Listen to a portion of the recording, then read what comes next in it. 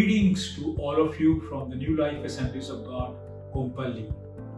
Before we get into the word and time of devotions today, let's just bow our heads in prayer. Lord, we just want to thank you. Thank you, Lord, for enabling us to begin our day when we read, when we dig, when we try and draw, Lord, out from your word, Master, to feed our spirits. Lord, I pray that you minister to your people. I pray that you speak to your people. Father, I pray let your Holy Spirit, Lord, minister and guide and coach and whisper to them. We desire that your name be exalted and glorified.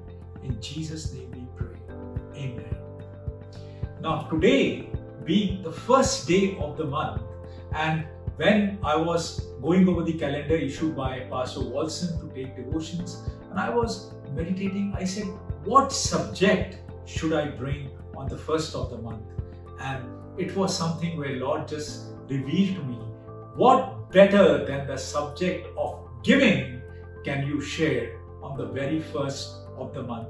Yes, giving in times such as these, giving in times when the unemployment rates are on the increase, giving in times when there is a fear, when there is a cloud of uncertainty which is looming large.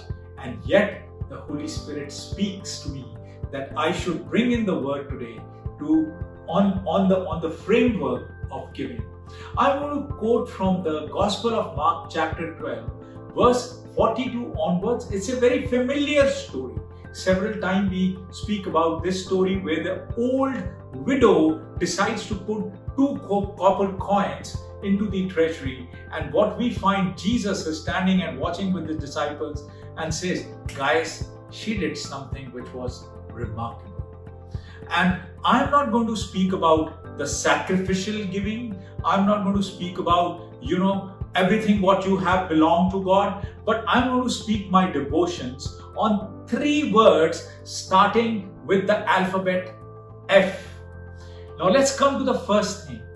That why is it that that old widow was putting all what she had into the offertory? क्यों किया उसने? क्या चीज उसको compel किया? What was the thing what compelled her to give all what she had into the offertory? And here I want to bring the first thing, that is the first letter F, because for her, God was the first love. I want you to recollect the days when you accepted the Lord in your life. I want you to think of the days when you came to know Christ, and there's a song which comes, heaven came down and glory filled my soul. The weight of sins just went away, and I knew that I'm so light because I'm being embraced, I'm being accepted the way I am because of the Lord. And that's where this love relationship starts. Some Christian maintains this love relationship by working on it day and night, and some Christians, as they walk through their journey, forget the love relationship. It is the first love which that old widow maintained all throughout her life, which compelled her to give to the Lord. This love is not something which we have learned by ourselves. If today I wake up a Christian in the middle of night and ask him what is John 3:16, he will with his eyes closed say, for God so loved the world that he gave his begotten son. But I want to tell you 2 words. God did what? God gave. God gave. God gave what? Out of his 10 sons, he did not give 1 son, but his only son he gave, because he demonstrated his love. His offering was based on his love for the mankind. And this widow's offering was made based on her love for the Lord. So the first thing is, what is your first love today? Who is your first love? Is your first love Christ, the same intensity what you had when you accepted him? Or somewhere down the line, has it become lukewarm? Somewhere down the line, it has lost its charm and lost the intensity.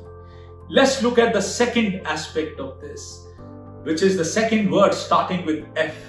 Now, imagine the Bible would have given, the lady put 2 copper coins. Next day morning, she got up, read the newspaper, and there was a lottery number which was there. She had the lottery ticket in her pocket. She took it out. Wow! 5 crores lottery, and the prosperity gospel would have taken heights in the world, that you give and you get back. You give 10, you get 100 back. You give 100, you get 1,000 back. No, you give out of faith.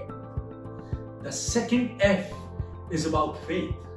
She didn't know how she's going to meet her needs the next day. She didn't know how will she get her food the next day. She didn't know who's going to provide for her needs. But when she reads and understands what is given in the Philippians 4, it's not a cliche which says that my Lord shall provide all my needs, but it is something you believe in your heart that my God is able. My God is able to provide all my needs no matter what happens. He is a God who makes His provisions. I give to the Lord out of faith. I don't give to the Lord because I'm looking multiple returns from Him. I give to the Lord because He's my first love. I give to the Lord because I operate out of faith, believing that it's not what I withhold to myself which will make me survive, but what I give to the Lord which will make me survive. Let's come to the third thing in this devotions, starting from the word F, and this is fulfillment. When you give to the Lord, it fulfills you. When you give to the Lord something because He's your first love, and you are operating in faith giving, not looking at what you have, but you are giving because you love Him, that gives you the fulfillment. It didn't matter to the old lady what people may think about her. It didn't matter to her what others are putting in the offertory. It didn't matter to her that she has to write on the envelope what amount it is, and she has to speak publicly what she has given. What mattered to her was that she gave all what she could at that time, and that was the reason for her fulfillment. I want to tell you, church, even in times such as these, when you embark yourself into a new month, many of you may be thinking, should I pay my tithes full? Should I pay my offerings full? Or should I slow down because of all the slowdowns which are happening?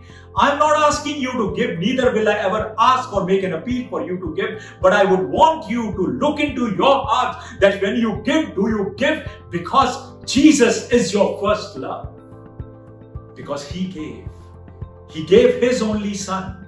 He demonstrated that love. The word gave came in John 3:16. The word only begotten Son came in John 3:16. That out of everything what He had, He gave. The second thing is the word faith. Do I give because I'm expecting some lotteries and some returns which may be high? No. I give in faith. I operate in faith. I want to tell you, Christians, either you operate in faith or you operate in fear. And the choice is ours, what we need to operate on. And the third thing is, Lord, it's between you and me. It's not about people. Sometimes it's not even about being with the closest of family members or blood relations around you. You give because it's between you and Christ. I pray to you, church, today, as you embark in this month, let this teaching get into your spirits. Thank you so much for paying attention to what I have shared. May God bless you abundantly in this month and coming months.